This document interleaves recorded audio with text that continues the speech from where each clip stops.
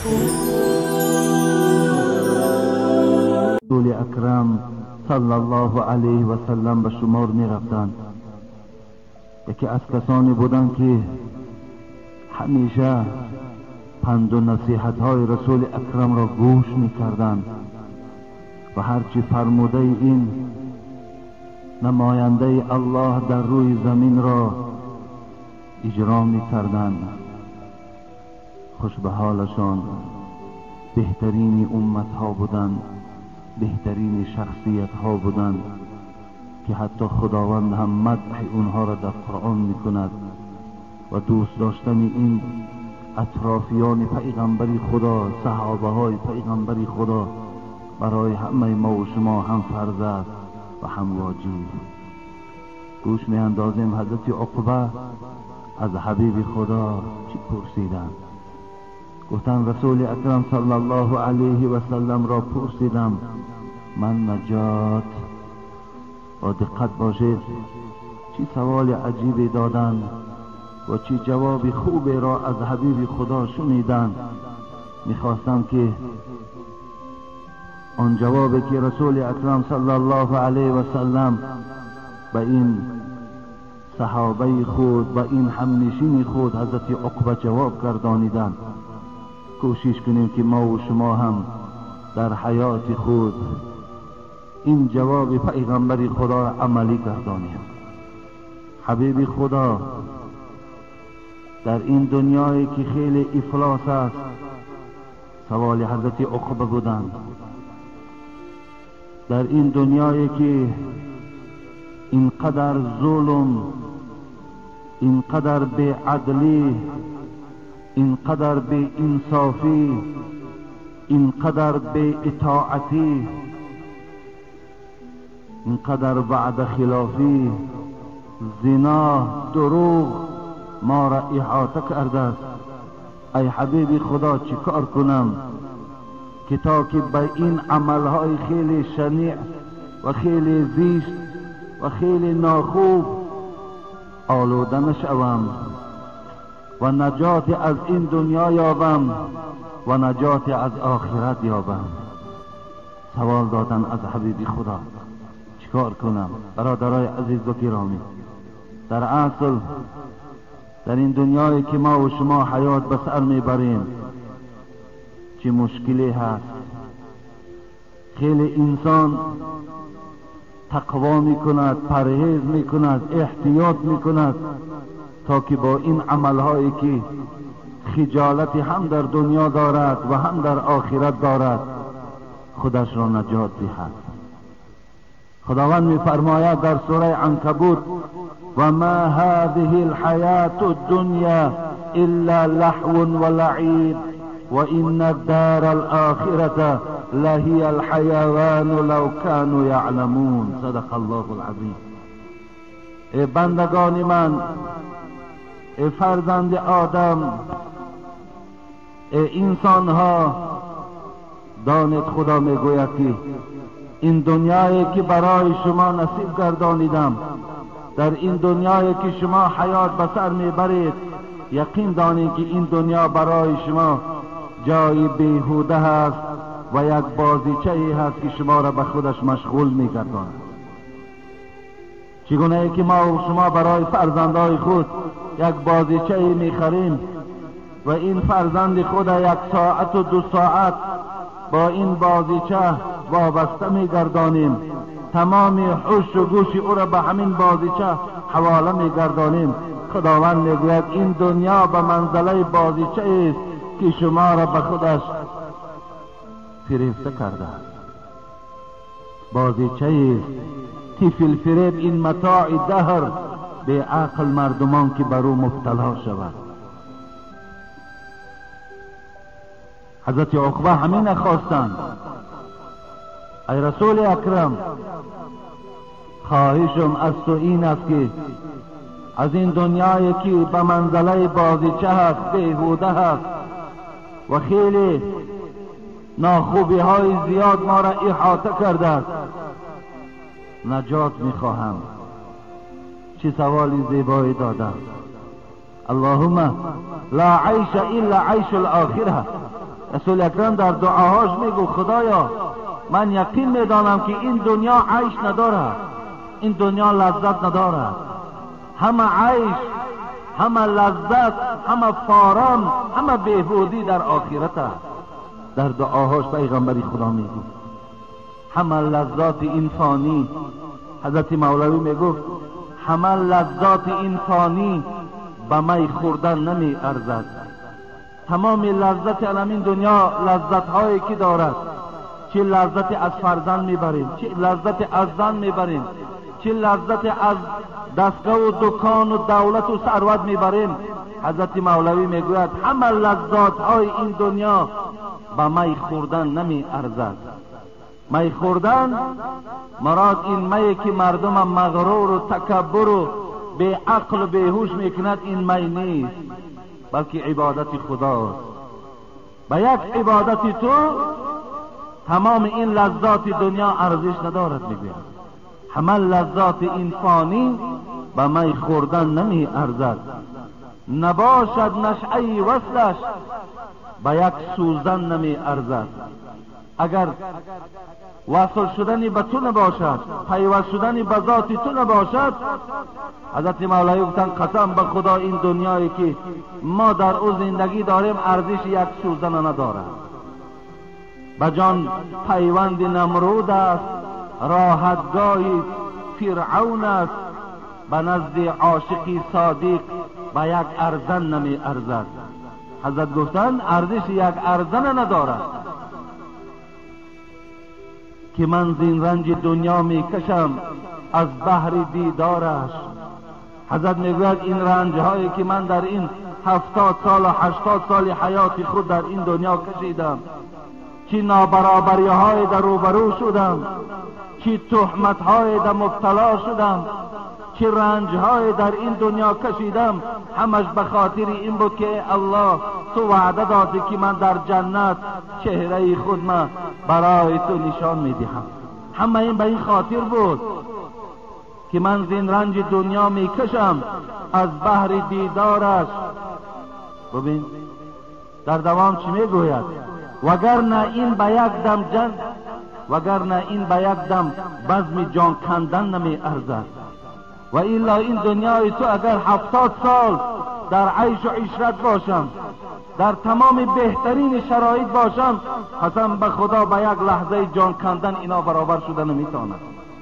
ببین چگونه ما و شما در دنیا اگر 10 سال در بهترین زندگی داشته باشیم، یک روز گرسنه مانیم، میگوییم که چیزی از این دنیا ندیدیم. همچنان اگر 70 سال و 80 سال حیات بینیم، با حضرت عزرائیل به کندن جان وقتی مبتلا میشویم، همه لذات های این دنیا برای ما و شما فراموش میشود. اینه که حضرت میفهمید، گفت حبیبی خدا میخواهم نجات یابم، نجات برای من چیست؟ رسول الله چی جوابی خوب گفتن برای آنکه ای عقبه تو نجات یابی، در این بدبختی های دنیا مبتلا نشوی و در نزد پروردگارت سرفراز گردی. برای تو 3 وظیفه هست برادرای عزیز و گرامی. این 3 وظیفه را کدام ما و شما انجام دادیم، یقین دانیم که شما نجات یافتید. حبیب خدا گو یکم امسک علیک لسانک، دوم ولیسعک بیتک، سوم وابکی علی خطیئتک. ببین یکم حبیب خدا گفتن پیروان قرآن، ای مردم مسلمان، برای نجات یکم این است که زبانت را همیشه محافظت کن، زبانت را همیشه خوش نگه دار، زبان را همیشه در زیر اطاعت خودت نگه دار. نشود که این زبان تو از جمله زبانهای شود که فقط و فقط دلازاری را برای خود پیشه کند. نشود که این زبان تو از جمله زبانهای شود که روز ده اگر دروغ نگویی وقتی تو خوش نشود. نشود از جمله آن زبانهایی که و بهتان و تهمت یک برادری مسلمان مبتلا شود. مقصد زبانت را محافظت کن. زبان را نه در حالت آرامیش نه در حالت غضب کسی را آزار ندهی. گفت حضرت مولوی زبان را در غضب نیکو نگه دار. همیشه زبانهای ما و شما در حالت غضب، باور کنین چی موی سفید باشیم، چی میانه سال باشیم، چی جوان باشیم، خدا داناست چی زبانهای بد برای ما و شما پیدا می شود. در حالتهای غضب چی دشنامهای قبیح، چی سخنهای ناخوب از زبان ما و شما صادر می شود. حضرت مولوی خدا رحمتش کند، پدر ما و شما، پیشواهای ما و شما می‌فرمایند زبان را در غضب نیکو نگه دار، زبان نزد غضب‌ها می شود مار. گزد ناگه دلی رنجیده ای را، کند محزون و مجروح بنده ای را. عدوی دیوی شیطان در نهانت، بیارد لفظ کفری در زبانت. که آن دم فرق نیکو بد مدانی، مبادا از زبان خود براری. فراموش نکن در حالت غضب شیطان در کمینگاه توست، تو را وسواس میکند که از این زبان هر چیزی که میخواهد از زبان تو برآمدن گیرد، تو را در کفر و در بدبختی روبرو گرداند. یکم چیزی که ما و شما را نجات میداده است، حبیب خدا گفتن زبانتون را محافظت کنید. برادرای عزیز و گرامی، وقتی شما اگر دو نفرم که باشین، یک برادری در غایب بودگی هم که تنقید کرده، شما تصور نکنین دو نفر هستید. الله در قرآن میگوید ما یلفظ من قول الا لدیه رقیب عتید. صدق الله العظیم. یقین دانین که فرشته های برای شما در نزد شما آفریدم که سخنهای شما را گوش می اندازند، سخنهای شما را می نویسند. فراموش نکنید. یکم چیزی که سبب نجات شما می شده است، زبانهاتون همیشه محافظت کنید. برادرای عزیز، باور کنین چقدر شما بی ادب هستین. من شما را نمیگویم، در لفظ کلمه شما جوانها را اکثریت چمن داخل میکنم، چی در حالت شوخی، چی در حالت غیر شوخی، چی در حالت قهر و غضب. برادرای عزیز، دشنام ندهید. زبانهاتون به بیهودگویی مشغول نگردانید. در زبانهاتون هر گونه سخنهای ناخوب و ناجا را جای ندهید، زیرا که شما نجات نمی‌یابید اگر زبان شما ناخوب باشد. رسول اکرم صلی الله علیه و سلم وعده می‌دهد من یضمن لی ما بین اللحیین اضمن له الجنه. کسی در دنیا اگر زبانش نگه دارد، قسم به نام خدا که من ضامن که او و جنت میبرم. ببین، من ضامن هستم که این انسان وارد جنت کنم وقتی در دنیا اگر این انسان زبانش خوب نگه دارد. دویم، حبیب خدا گفتند ولیسعک بیتک. عقبه اگر نجات میخواهید، دویم نجات این است که خاندان تا به ترتیب بیار. ببین، خدا شما را 5 فرزند و 6 فرزند و 10 فرزند داده، اونها را باید تحت نظارتان قرار دهیم. همیشه شما باید که چشم از نظارت اونها نکنید. نگاه کنید که دخترهای شما، فرزندهای شما با کدام عمل مبتلاست. اونا وقتی از خانه بیرون میشوند با کدام عملها چنگ میزنند. باید شما همیشه در این نگهبان باشید. کلکم راعین است. حبیب خدا شما را مسئول میگرداند که شما مسئولیت دارید در پیشگاه خدا از روی فرزندانتان. فرزندان را نگاه کنید. برادرای عزیز و گرامی، میدانم که بعضی ما و شما دلهامون میسوزد، بعضی ما و شما رحم داریم، انصاف داریم، بعضی ما و شما مثال آبی چشمی دخترمان و بچه‌مان نریزد گفته بر هر چیزی که میخواهد رخصت میدهیم، عاقبت ما و شما بعد در گریه میشویم که فایده ندارد. بسیار با احتیاط باشید. کوشش کنید که فرزندای شما در خاندان همگیش خدا را عبادت کنند، همگیش، چه نبیره تو باشد، چه کلینی تو باشد، چه بچه و دختری تو باشد، همش صاحب نماز باشد، همه دخترهای شما صاحب چادر اسلامی باشد، همه فرزندای شما از راههای بد باید که راهرو نباشد. این دویم نجات شما همین است که فرزندا را به نظارت نگذارید. نگوید که خیلی توکلش به خدا، نه، توکلش به خدا نیست. تا وقتی که بالای اونها هستی تو جوابگر در پیشگاه خدا هستی. کوشش کن که از پس تو فرزندای خوب باقی ماند. کوشش کن که بعد از سر تو فرزند تو، چی دختر و چی بچه تو به آدابی که کرد، اگر چی در قبرم که باشی بر او میگویم بر پدرت لعنت میگویم. کوشش کن که فرزند تو را کسی لعنت نگوید تا که آزار تو چی در قبر و چی در دنیا. کوشش کن که همیشه بر فرزند تو گویم بر پدرت هزار رحمت برای این فرزندی که تربیه کرده است. اما این جمله ها در شما کوشش کننده باشید. سوم حضرت گفتند وابکی علی خطیئتک. سیوم چیزی که عقوبت را نجات میدهد این است که یک زمانی که تو جهالت گذرانیدی، یک زمانی که تو خدا و پیغمبر را نمیشناختی، یک زمانی که تو گناه میکردی پروای نداشتی، برای اون دوره ها گریه کن. برای اون حیات های بیهوده و بی‌معنی که تو گذرانیدی برای اونها خنده نکن، برای اونها گریه کن که خداوندا چرا مرا در جوانیم هدایت نکردی، چرا بر وقت ذات خودت را بر من شناس نکردی. برای اون زمانها تو غمگین باش. از پروردگار مسئلت دارم. خداوندا دعا میکنیم همگی با این قوم در این روز سید زبانهای ما را خدایا از زبانی جمله آن زبانهای گردان که همیشه حمد و ستایش تو را میکرده باشد، زبانهای ذکر کننده باشد. خدایا از زبانهای ما تهمت را، دروغ را، اختلاف را، فتنه ها را، وعده خلافی ها را خدایا از زبان ما دور کرد. خدایا خاندان ما را به ترتیب بیار.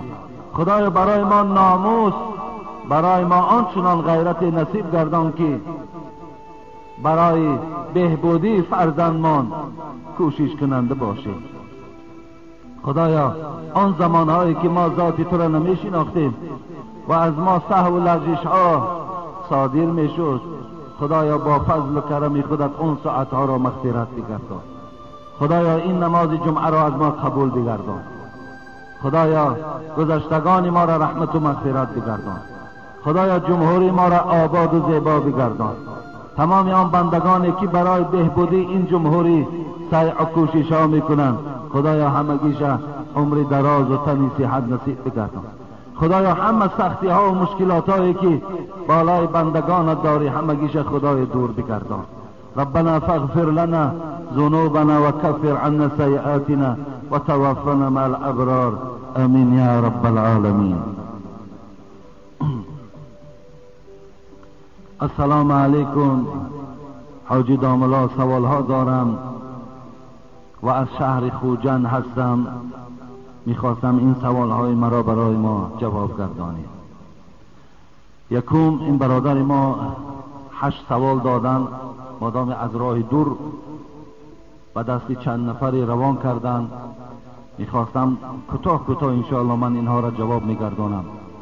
مردی هست در محله ما میخواهد که به واسطه شپریس از منی خود در رحم زن خود برای باردار شدن به توصیه دکتر اجرا کند. آیا اجازت هست یا نیست؟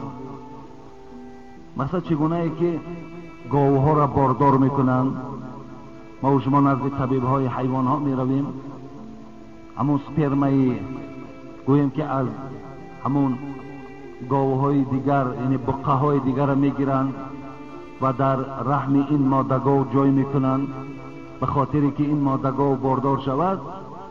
اینم اگرچنده که این مسئله برادر عزیز در کتاب های فقه سابقه یافت نمی شود، لیکن فقه معاصر، فقه امروزه اینها را اجازت دادن که اگر مرد وقتی که در زمان خانه‌داری خود یگان سبب هست که خداوند همون آب او را در رحم همون زن جای نمی کند، اگر دختر همون آب گرفته و در رحم همون زن جای کند درست است. مقصد از آب خود مردک که بین زن و بین مرد اگر نکاح حلال باشد. مثلا امروز در دنیای غرب شما می‌دانید که بعضی زن‌های هستند که به شوهر می‌خواهند که از دیگر مردهای بیگانه گرفته در رحم خود جای کنند، صاحب یک بچه یا دختر شوند. این زنا هست. مقصد از مردی بیگانه را گرفته و در رحم زن اگر جای کردن این زنا می‌شود. لیکن از شوهر حلالی خدا که اینجا سبب‌ها داشته است، شاید یگان بیماری هست، اگر گرفته و در زنی خود همون مرد جای کنند این باکی ندارد، درست است. خب دویم سوال، برای چی حضرت عیسی را مسیح میگویند؟ عیسی مسیح برای چی، از سبب در چیز میگویند؟ اینجا یک چیز است برادرای عزیز که ما و شما میدانیم حضرت عیسی را هم مسیح میگوید، عیسی مسیح. راستی بر کلمه های عرب بسیار معناهای زیاد دارند. خود یک مسیح را من وقتی که در لغت دیدم یک پاره نقره و طلا را مسیح میگفتند. انسانی که بسیار با زن خود خانه‌داری هم که کند وی هم مسیح میگفتند. یا شخصی که یک چشم دارد وی هم مسیح میگفتند. یا گویم که شخصی که نفس تأثیر کننده دارد وی هم مسیح میگفتند. به این خاطر این عیسی مسیحی که در راست حضرت عیسی علیه السلام آمده است، این به خاطر نفس زنده کننده داشت. یعنی خداوند معجزه حضرت عیسی همین بود که با اذن پروردگار مرده را زنده میکرد. به این خاطر این لقب عیسی مسیح را بر اون نصیب گردانیده. حتی من در حدیث ها هم خوانده بودم که رسول اکرم صلی الله علیه و سلم در دعاش میگفت اللهم انی اعوذ بک من عذاب جهنم و اعوذ بک من عذاب القبر و اعوذ بک من فتنة المحیاء والممات و اعوذ بک من فتنة المسیح الدجال. ببین در راست دجال هم مسیح را استفاده میبرند. خداوند پناه طلب میکنم از عذاب جهنم، خدایا پناه طلب میکنم از عذاب قبر، پناه طلب میکنم از فتنه های چی در حال حیات چی در حالت قبر مردن و سوی تو پناه طلب میکنم و از فتنه های دجال مسیح و سوی تو پناه طلب میکنم. اینجا در راست دجال مسیحی که استفاده شده است، هم دجال یک چشمه است. من برای شما قصه های دجال گفتگی هستم که پیغمبر خدا گفت هیچ پیغمبر برای قومش اینقدر خبر از دجال نداده که من برای شما خبر دادم که وای یک چشمه است. این مسیحی که در راست دجال آمده است یک چشمگی او را افاده میکند. دویم نفس زنده کننده دارد. دجال هم نفس زنده کننده دارد. خب سوم، آیا زن در ضرورت میتواند گوسفند را ذبح کند؟ علل خصوص زنهای بایهایی که قربانی میکنند. مثلا زنی هست که مالش به قربانی رسید، به زکات رسیده است، به ذمه او قربانی کردن واجب می شود. آیا همین زن می تواند که خودش قربانیش کند؟ اصلا سنت همین است که آدمی که قربانی می کند باید خودش قربانی کند. مثلا یگان قصاب نه آرد، قصاب در زمانی بیارد که خودش قدرتی ذبح کردن نداشته باشد.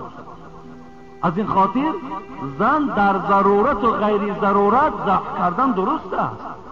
برای زن هیچ مانعی ندارد که زن گوسفند ذبح نکند یا گاو ذبح نکند یا مرغ ذبح نکند. درست است برای زنها به ضرورت. مثلا شما اگر در خانه زنهاتون سفارش دهید که چی ذبح گوسفند کند، چی ذبح بوز کند، چی ذبح مرغ کند، با کنار یگان گناهگاری هم ندارد. اون بعضی سفسطه هایی که در مردم ما و شما هست که زن باید که در حالت ذبح مثال چی عمل ها را کند و چی نکند و بعد ذبح کند، اینا همش دروغ هستند. مرد در حالت ذبح مثل مرد است، با که ندارد ذبح کردن گیرد گناهگار نمی شود. چهارم، یک نفر را مجبور کردند که در کاغذ نویسد که زنم 3 طلاق آیا زن طلاق شد یا نشد؟ خب یک نفر مجبور کردن که بگیر، قلم بگیر، در همین ورق بنویس که زنم 3 طلاق. همیشه زن 3 طلاق می شود یا نمی شود؟ نه، طلاق نمی شود. اگر وقتی وای میگوید که می نویسد 3 طلاق، با لفظش نگوید طلاق نمی شود. اگر با لفظش گوید که زنم 3 طلاق بعد نویسد، زنش 3 طلاق می شود. لیکن با لفظ نگوید، با زبان نگوید و فقط با قلم نویسد، زنش طلاق نمی شود. خب شخص گوید که اگر ای زنک خانه پدر و مادر تو را برم، تو به من طلاق، چی باید کرد؟ او رود طلاق می شود، چیکار کند؟ مقصد اگر گوید که زنک من تو را اگر خانه پدر و مادرت برم، تو به من طلاق، میلش راهی نجات همین است که خودش نمیبرد و دیگر کس میبرد. وای در حالتی گفتن این را استفاده بود که اگر خودم برم تو طلاق، پس با واسطه دادرش است، پدرش است، اکش است، روانش میکنه، طلاق نمی شود.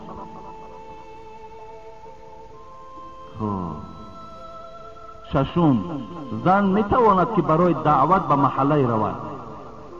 مثلا ما دعوت میریم، هر جایی که دعوت ما میکنن، چی هر گونه معرکه هایی که هست، مثال میریم در اونجا مردم دعوت میکنیم به خدا پرستی و خدا ترسی، آیا زنها میتوانند که همین خیلی دعوت ها روان میگوید؟ بله میتوانند، فقط مسافه سفر نباشد، میتوانند که رفته دعوت کنند. مثلا زنها در دوره های رسول اکرم صلی الله علیه و سلم در نمازها می آمدن، اشتراک میکردند. در روایت ها میگوید که حضرت عمر من ساختند به خاطری که زمان کمی فساد شده بود. خب بر روایت حضرت عایشه، لیکن اگر این زمان ما را هم عایشه مادرمان اگر حیات میشد، هر آینه اجازت میداد که زنها رفته در بین زنها از خدا و از پیغمبر او صحبت کنند. زیرا امروز همه ما و شما میدانیم که زنها از خدا دور شدن. اکثریتش، خیلی زنهای با توفیق خدا ترس هست، لیکن اکثریت اونا از خدا دور شدن، با عبادت خدا نزدیک نمی شوند، گوییم که احکام و ارکان خدا را نمی دانند و هیچ شرایطی نیست که برای اونها موعظه کرده شود. مقصد در مسجدها اونها را اجازت نیست آمدن. و این خاطر اگر زنهای دعوتگر باشن و رفتن محله به محله یا خانه به خانه اونها را دعوت کنند، انشاءالله درست است و ثواب خیلی کلان میگیرند. اگر کلاه از سر افتد وقتی نماز چی باید کرد؟ مثلا در مسئله میاد که تاقیه که بالای سر داریم در حالت نماز اگر از سرمان افتد، با یک دست اگر علاجش باشد در سرمان میگذاریم، اگر با 2 دست علاجش باشد نمیگذاریم، همون سر لیچ خواندن میگیریم. 8م سوال، آیا حج اکبر میگویند یگان اساس دارد یا ندارد؟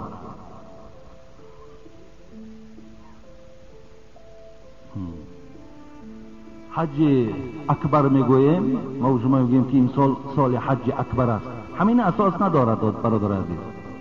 از روی کتاب ها اساس ندارد. به چی اساس ندارد؟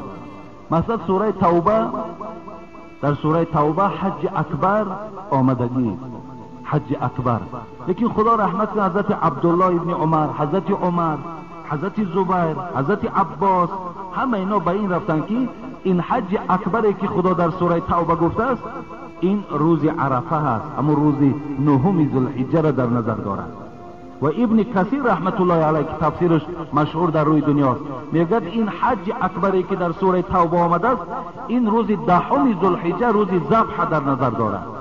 به این خاطر اکنون همون گویم عقیده عوام الناس، مردم عوام، وقتی که پیغمبر خدا سالی که حج رفتن روز جمعه ده عرفه آمده بود، به این خاطر گفتن هر سالی که عرفه در روز جمعه آید حج اکبر است، لیکن اساس ندارد، این هیچ معنی ندارد. السلام علیکم دامنای عزیز، من یک خواهر اسلامی شما، ختم کننده دانشگاه امام ترمذی، سوال دارم، خواهش دارم جواب گویید. آیا طاووس، شترمرغ، ترنه، لیلک، زاغ حلال است یا حرام؟ مثلا لیلک، ترنه، شترمرغ، طاووس همه اینا حلال هستند، اینا حرام نیستند، لیکن زاغ فقط در نزد علمای احناف یعنی در مذهب خودمان به سه قسم تقسیم می شود. زاغه های کلان سیاهی که فقط گوییم که مرده میخورند، جسد میخورند، مرده های بدبوی میخورند، اونا حرام هستند، اونا زاغه های کلان کلان هستند. باز از این میگوید زاغ میانه ای که از اون کلان خورتر است، غلدانه میخورد و هم جسد مرده میخورد، وای مکروه است خوردنش. سیومش که نه زاغه های میده میدهایی که غلدانه میخورند، اینا حلال هستند، درست هستند. دویم داملا شوهرم 3 سال است که دیوانه هست، هر چی میکنن نمیشود، من چی کار کنم، جوان هستم، عمرم 26 ساله است. مثلا از همین یگان علاجش هست که این شوهری من 3 سال شد دیوانه هست، ما با این حیات ما سپری کنیم یا که مقصد یگان راه دیگر باشد. خواهر عزیز در مسئله ها میگوید مجموعه الفتاوا دا میآید که اگر شوهر نو دیوانه شود 1 سال علما برای احتیاط خواهرای عزیز رخصت دادن که شما منتظر شوید که در طی همین 1 سال اگر همون صحت و سلامت شد زندگیتون دوام دهید، اگر نشد شما پیش مفتی می روین و خط جداییتون از اونجا می گیرید. مثلا رفته شوهر دیگر میکنیم. حتی خدا رحمت کند امام محمد رحمت الله علیه که یکی از شاگردهای خیلی با نفوذ حضرت امام ابو حنیفه بود، و میگوید حتی شوهرت اگر بیماری های پوست، این پیسی میگوییم، یا کسل های جزام زخم، اگر در همین ها مبتلا شود حتی زن اختیار دارد، خواهد زندگی میکند، نخواهد رفته خط طلاقش میگیرد.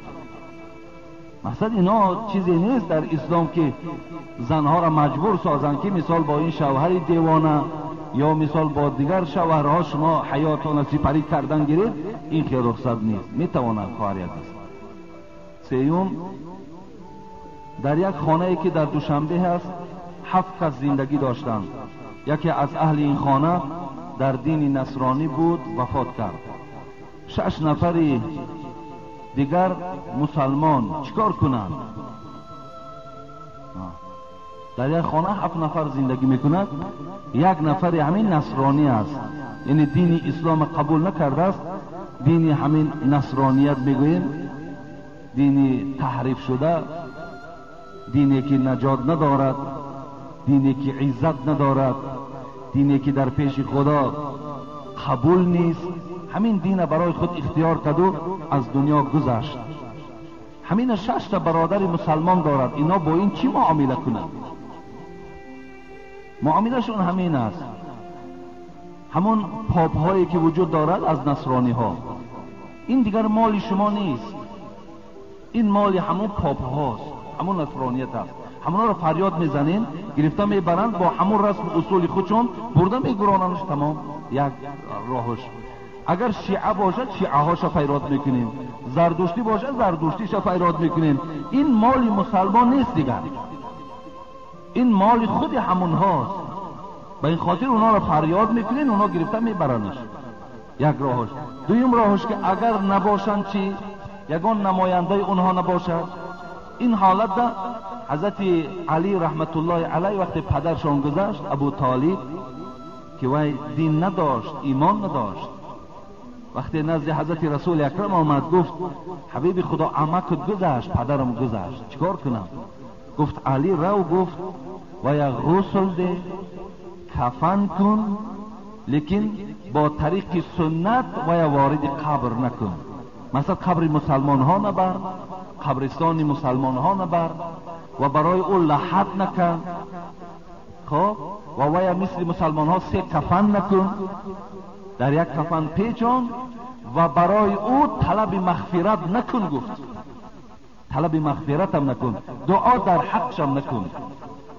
از این خاطر این معامله دویمش است، میشویم کفن میکنیم، در مثال قبرستان های غیر مسلمان ها برده و دفن میکنیم و در حقش دعا و مغفرت نمیکنیم، اجازت نیست. حتی در صحیح مسلم خواندم که پیغمبر خدا میگوید از الله اجازت گرفت، الله اجازت هست که پدر و مادر ما زیارت کنم. پدر مادر پیغمبر همه به همه ما و شما معلوم است که از دنیا بیدین گذشتگی‌اند، دوره های بیدینیت را گذاشتند. خداوند حبیب خدا را اجازت داد که رو زیارت کن، لیکن طلب مغفرت در حقشان نکن. از این خاطر اینم انمون معنا را دارد. خب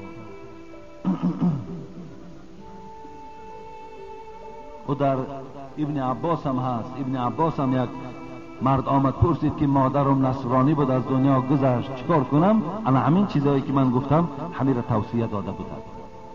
سلام داملا، آیا اجازت هست که فرزندهای ما در رسی کلیسا سازند یا ماشین های پر از عرق را فرارند، پول گیرند یا قبر نصرانی ها را کنند؟ اجازت هست یا نه؟ مثلا فرزندهای ما و شما میروند امروز در رسی کلیسا میسازند، همون جایی گوییم که عبادت خود همون مردم نصرانی، یا فرزندهای ما را فرمایش میدهند که برای مرده های ما قبر کنیم، یا گوییم که همون رستوران های کلان دارن عرق میارن فرار. خب اجاره هستیم. مثلا من در فتاوای خلاصه خدا رحمتشان کنه در کتاب اجاره این دلیل ها را میارد که ما اگر با مردم نصرانی به مردم غیر مسلمان اگر اجاره را برقرار کنیم درست است. مثلا فرزندای ما و شما اگر کلیسا هم سازند و اگر چنده که گویم قبرهای اونها را کنند، حتی در فتاوای خلاصه چرانیدن خوگها را هم آورده است. اگر خوگهای اونها را حتی چراننم در اینجا گناهگار نمیشوند، به خاطری که مبلغ میگیرن اونها اجاره است. ما عقیده شون قبول نداریم، لیکن معامله با اونها را اسلام رخصت میدهد، اجازت است.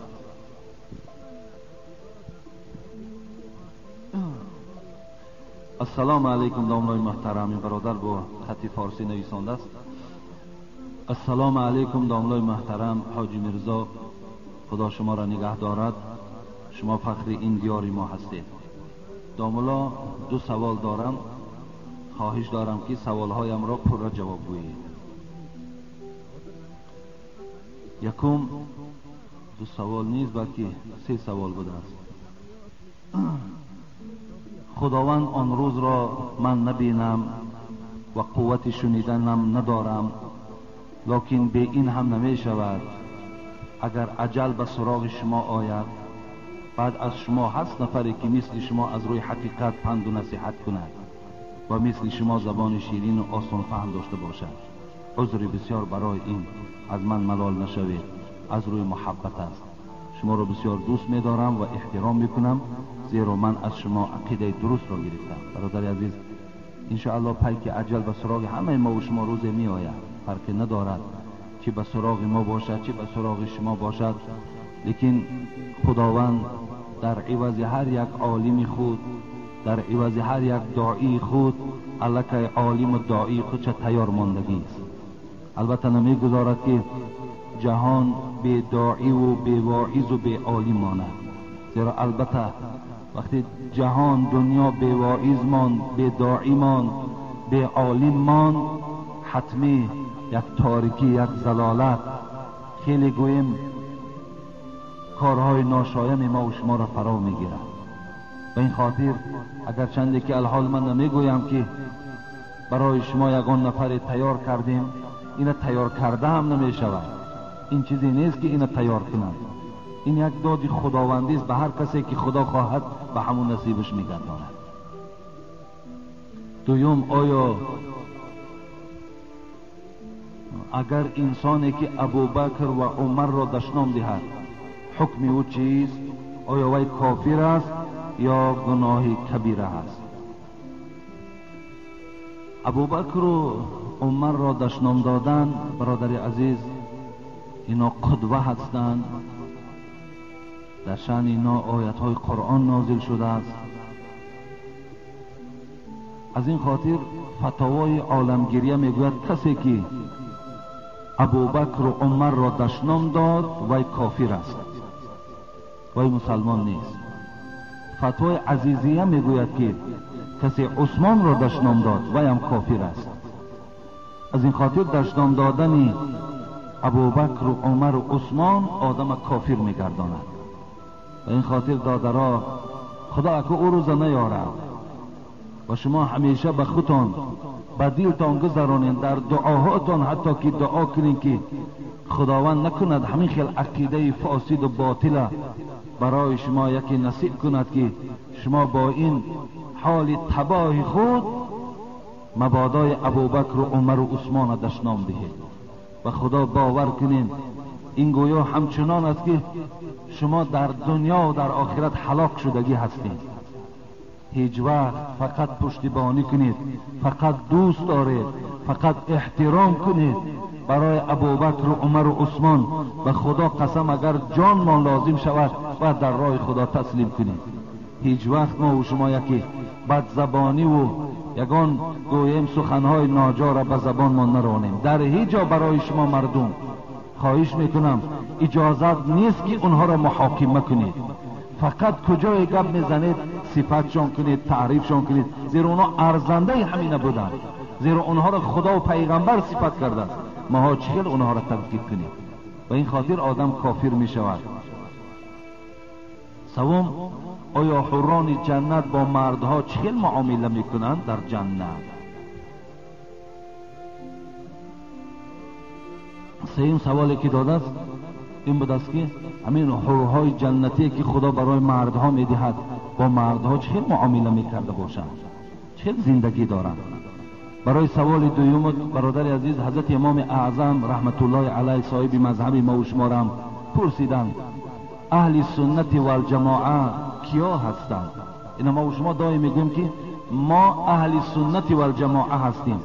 حضرت امام ابو حنیفه نشانه هاش گفتند ان تفضل شیخین و ان تحب الخطنین و ان ترى المسح على الخفین. و در چهارم شم آمده است و صلى خلف كل بر او فاجر. این نشانه های آدم اهل سنت و الجماعه است. دادار عزیز، شما از نشانه ها میفهمین که همین آدم اهل سنت و الجماعه است یا نه. چی بود است؟ یکم تفضل شیخین، از ابوبکر و عمر را از عثمان و علی بالاتر دانستند. همین عقیده را فراموش نکنید. همین عقیده درست در ذهنتان جای کنید. ابوبکر و عمر در فضیلت و بزرگی از عثمان و از علی بالاتر است. یکم عقیده اهل سنت و الجماعه. دوم و ان تحب الخطنین، و این که شما دوست دارین هم عثمان را هم علی را دوست دارین. سوم و ان ترى المسح على الخفین، همین محسی هایی که در پای داریم بالای همین محس کشیدن را ما و شما درست دانیم. این با حدیث های متواتر برای ما و شما آمده رسیده است. به این خاطر کسی که مسح بالای اگر محسی را هم انکار کند ویم عقیده اهل سنت و الجماعه ندارد. بالای محسی را محس کشیدن. دیگر چهارم این بود است که از پس هر یک نیکوبت نماز تا نخوانید. این عقیده اهل سنت و الجماعه می باشد. سوم سوالی که کردن این برادر ما درباره حورهای جنتی، آیا در مثال در همون آخرت با مردها چه معامله زندگی اونها مثل همین زندگی دنیا باشد یا نه؟ نه برادر عزیز، مقصد زندگی اونها بله مثل همین زندگی در دنیا داریم با زنهای خود، با حورهای جنتی هم همین زندگی است، لیکن بعض فرق هاست. فرق همین است که ببینین در این دنیا ما و شما از یک زن زیاد گرفتن نمیتونیم. اگر دو زن گیری ملامتت میکنن. حتی آدمایی که صاحب قدرت دو زنم که گیرن ممکن که در راست اونا گویند که یک باید 2 زنه است 3 زنه است. مقصد با یک چشم تحقیر و نگاه میکنن.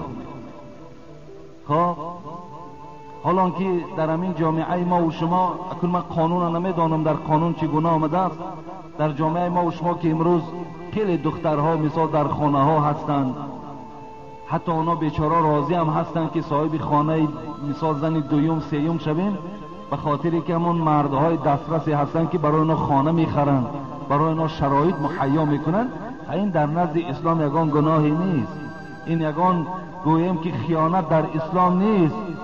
آنقدر این در همین جمعیت ما و شما هست برادرایی که خواهر و اپاشون زن دویم و سیوم هست، برادرایی که مثال ریضا هستن میگن خدا را شکر مثال آدمی خوب است، میگوید برای خواهرم یا اپم خانه خریده است، فرزندای خوب دارد و دیگر آدمای با انصاف بسیارن در دنیا.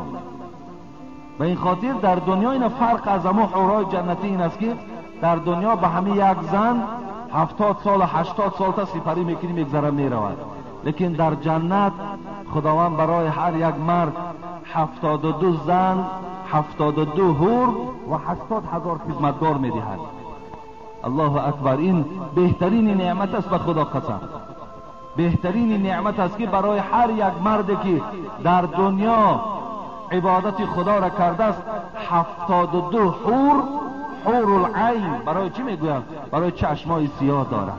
رسول اکرم گفت حورها را در جنت دیدم، مغز ساق پای اونها از بالای گوشت میتابد، اونقدر زیباست. ببین حتی مالک ابن دینار میگوید، از قصه این من بعد این تحلیل ها برای شما گویم.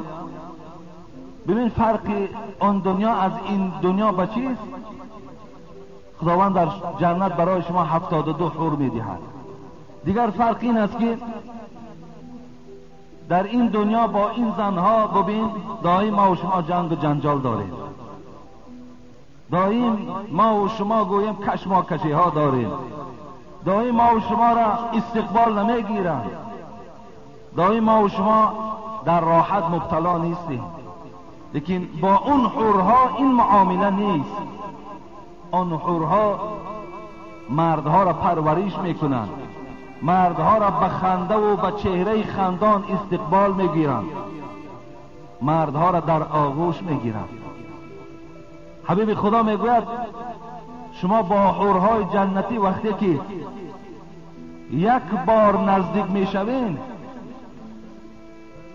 70 سال لذت همون نزدیک شدن از وجود شما دور نمیشود.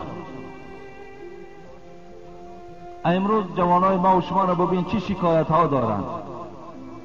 حتی زنی را که امروز با قلینگ و با مهر خریده است، این اکن جای دیگر گویم عیبش نیست، اکن جای مثال سخنرانی آمده است، حتی همون زنها در جایگاه خواب همون مرداشون راضی نمیکنند. چندین شکایت ها برای ما آمد که حاجی التماس همین به گوش مردم رسانین، سخن شما را گوش میکنند، حتی شرط ها میمانند. فرق از حورای جنتی با این دنیا انمین است. دیگر اینکه حورهای جنتی را با قلینگ و با مال و با اسباب انجام دنیایی خریده نمی شود، فقط مهر اونها این عمل صالح است. چقدر در دنیا اگر ما و شما عمل صالح را زیاد کنیم، همون قدر چیز، همون قدر مهریه حورها برای ما و شما تهیه می شود. مالک ابن دینار میگوید، بار نگاه کردم میگوید که یک کنیز، یک زن کنیز خیلی خودش را آرا و تارا داده است و اطراف خود باز خدمتگارها دارد و با او روبرو شدم و گفتم ای کنیز قیمتی تو چند است تا که من تو را در نکاح درآورم؟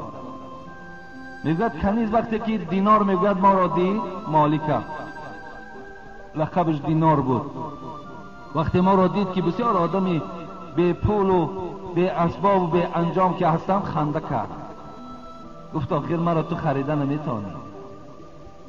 مالک ابن دینار مطلب و مقصدش دیگر چیز بود.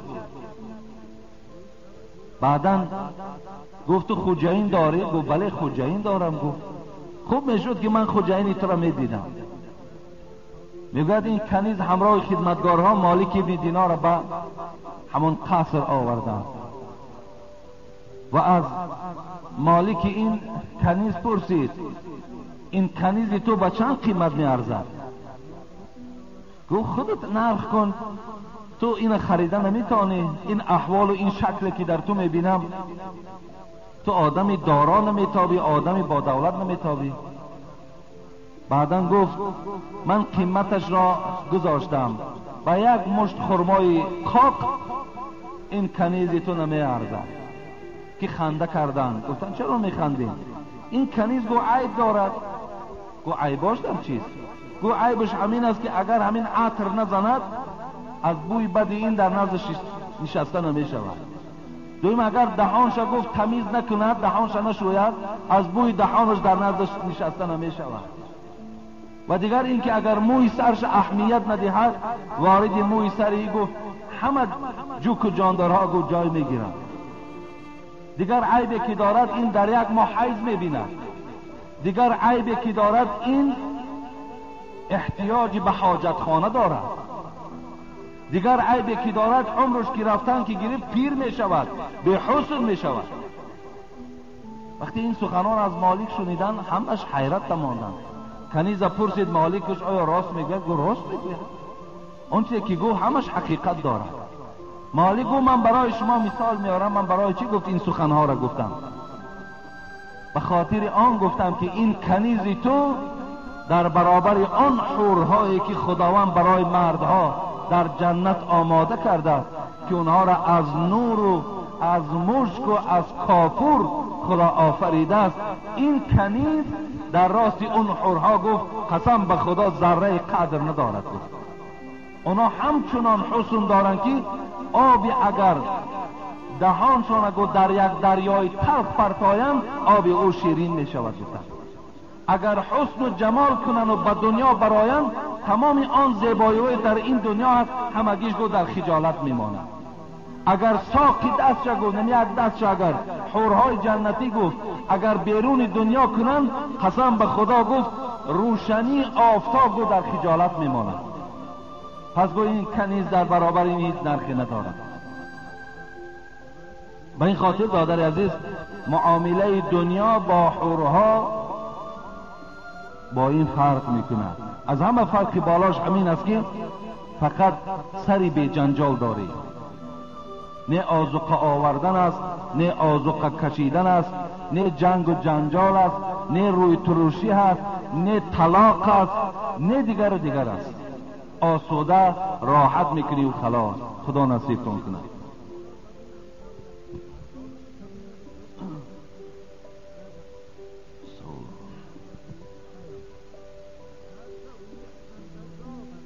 این هفته ای که ما در دوشنبه بودیم به خاطر یک معرکه هم رفته بودیم و یک برادر خواستم در حقش دعا کنم که خیلی باور کنین در مسجد که خیلی قرضهای مبتلا بودن، قرضهای ما را خدا را شکر قریب 90% کندن و حتی که دیروزم زنگ زدن که برای آشیانه یکم همین عمارت نو قالین ها روان کردن که مردم در بالای او خوانده و در حق ما دعا کنند. این برادر حاجی عبدالغفار از ناحیه مومن آباد دشت عرعر است که پدرشان ما یک سالهای با همراهی پدرشان هم در حج بودیم. بابای رحمتی حاجی عمر می گفتند خدا رحمت و مغفرت کند. برادرای خوبم دارند، چی برادر حاجی رجب علی و چی حاجی داوود و دیگر برادرایی که داشتند که ما یک دو بار مهمان شدگی هستیم از نان و آبشان هم استفاده بردیم. خداوند این اهل عائله را از همه آفتا در حفظ امانش نگه دارد و خداوند این گونه غیرتی که در این برادر بود و برای این مسجد ما و شما کمک کردن، نه اولا برای جان خودشان کردن، برای فایده جان خودشان کردن و دوم این که خدا را شکر این همت خدا برای این برادر نصیب کرده است. همون حدیث رسول اکرم که ما من عبد یصبح فیه الا ملکان ینزلان فیقول احدهما اللهم اعطی منفقا خلفا و یقول الاخر اللهم اعطی ممسکا تلفا. حبیب خدا گفتند دو ملائک هر روز از آسمان ندا میکرده است آن کسانی که خیر احسان میکنند دعا میکرد از خدایا در عوض خراجات کردگیش باز برای این بنده خود مال نصیب کن. و اون ملائک دیگر، اون شخصان دولتدار و مالداری که خیر احسان میکنند دعا میکرد است که خداوند مال و ملکش تلف ده، مال و ملکش از دستش بگیر. از این خاطر ما هم از خداوند خواهان او هستیم که این برادر عمر دراز و تنی صحت و باز هم دولت و سولتش را زیاده گرداند، فرزنداش توفیق و هدایت نصیب و روزی گرداند. آمین یا رب العالمین. یک سوال آخرون جواب میدیم به همین انشاءالله جمعه آینده اطراف قصه های حضرت علی من برای شما صحبت میکنم. داملا السلام علیکم. سوال دارم، آیا شستن مرده از زنده به چی فرق میکند؟ شستن مرده از زنده به چی فرق میکند؟ من این سوال در کتاب خلاصه الفتوا گفته یافتم که فرقش همین بود است که آدمی مرده مزمزه و استنشاق نداره. مثلا چگونه آدم زنده آب در بینی میگیریم، آب در دهان میگیریم، آدم مرده نداره، فقط مسح بالای دهان و بینی او میکنیم. دوم در فتاوای خلاصه می آید که آدم وقتی جنوب می شود اول دستهاش می شوید، لیکن برای آدم مرده این است که اول روی وی شسته شود. سیوم می گوید مرده را در حالت شستن وقتی وضو می دراریم ما و شما در برابر وضو پایهاش می شوییم، لیکن آدم جنوب وقتی که غسل می کند پایها را بعدی آبازی کردن می شوید. چهارم فرق این بود است که آدم مرده را مسح سر نمی کشند و آدم که وقتی در جنابت مبتلا شود می گوید در ظاهر روایت این است که باید موی سرش مسح کشد به خاطر نماز خواندن. این بود است فرق بین یعنی شستن مرده و شستن آدم زنده. لیکن یک چیز فراموش نکنیم برادر عزیز، مرده‌شویی دعا ندارد، مرده‌شویی یگان آیت خوانی ندارد. بسیاری مردم ما در حالت مرده‌شویی آیت قرآن میخوانند گناهکار میشویم. آیت قرآن نزد مرده شستن وجود ندارد برادر عزیز. ببین حتی اطراف در بالای قبرش خواندن آیت اینقدر کشاکش و اینقدر گویم بعضی هاش به خواندن و بعضی هاش به نخواندن رفتن. آیا کجا دیگر بالای مرده عریانی که آیت قرآن میخوانند؟ به این خاطر بالای مرده را شستن در آیت قرآن کلا نخوانید که گناهگار میشوید. لیکن وقتی اگر میخواین یگان چی گوین و بسم الله الرحمن الرحیم آغازش کنید همین بس از کفایت میکند. یا اینکه در راست هر یک دست و پای او دعا کنید خداوند آن گناهایی که از دست او صادر شد، از پای او صادر شد، از چشم او صادر شد، خدایا مغفرت کن، بس از کفایت میکنه. یک چیز. دوم چیز، مرده وقتی که وارد قبر شد در مردم ما و شما عادت است بعد پشاکای وی میشوییم. همین هم از اسلام نیست. در همین خنوکی نمیدانم برادرها اینجا باشن نباشن، یک برادر از دنیا گذشت تا پلتاهایی که نوند پلتاهاش میشوید. در کجا قاقش میکنی؟ اینقدر مشقت در کجاست؟ برای چی در کار است؟ یا ما و شما یک چیز در ذهن منجای کردیم که حتمی پشاکهای همون مرده را مرده‌شویی هم میدین. تمام گویا که دیگر آدم پوشیدنش درست نباشد. آخه تد میگذارد، برادر میگذارد، پشاکای وی برای شما درست است. همون مرده‌شویی 50 تومان 100 تومان رازیش کنین نمیشه. چردیست که لباسای او را دید بگذار همون لباسا را بچه‌هاش پوشند، زنک باشد دختراش پوشند، دادراش پوشند. او یگان گناه ندارد لباسی او. یا لباسی او را شستن هم شرط ضرور نیست. همون کدامش چرک باشد خواهد شوین برای پوشیدن، خواه صدقش میکنین، خواه خودتان در اولادتان میپوشین، باکی ندارد. این چیزهای بیهوده را در مینه سرتان جای نکنین. بعد دک سفید کنی سر میشود و بعد لباس شویی سر میشود. همه اینا خرافاتن، همه اینا اساس یگان باور کردین یگان اساسای علمی ندارن. کردین هم از اسلام نگوین، فقط گوین که این از پیش خودم میکنم. از اسلام اینا را در اسلام وابستگی نکنید.